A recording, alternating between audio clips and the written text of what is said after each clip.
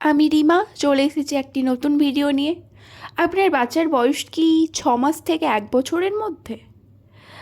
তাহলে এই ভিডিওটা আপনার জন্য। আজকে বলবো বাচ্চাকে কোন সময় থেকে পড়া শেখাবেন।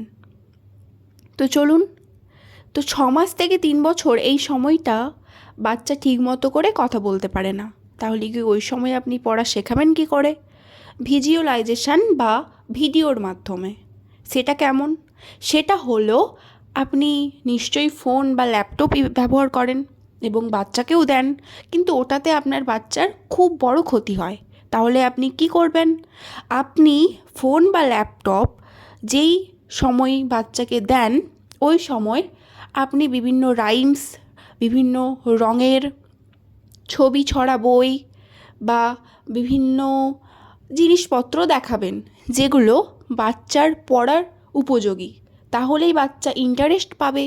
সাথে ব্যাকগ্রাউন্ড কোনো মিউজিক থাকবে, এরকম ভিডিও আপনি দেখাবেন। এবং বাচ্চাকে যেরকম একটি নির্দিষ্ট টাইমে আপনি খাওয়ান, সেরকম দিনের একটি নির্দিষ্ট টাইমে প্রত্যেক দিন বাচ্চাকে কিছু বই নিয়ে বসাবেন।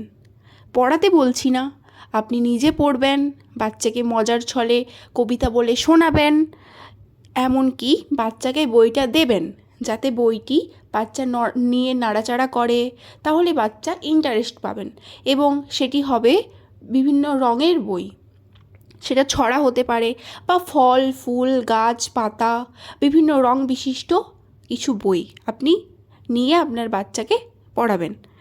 মনে রাখবেন, আপনি মা, আপনি পারেন বাচ্চাকে পড়ার ইন্টারেস্ট জাগাতে। ধন্যবাদ।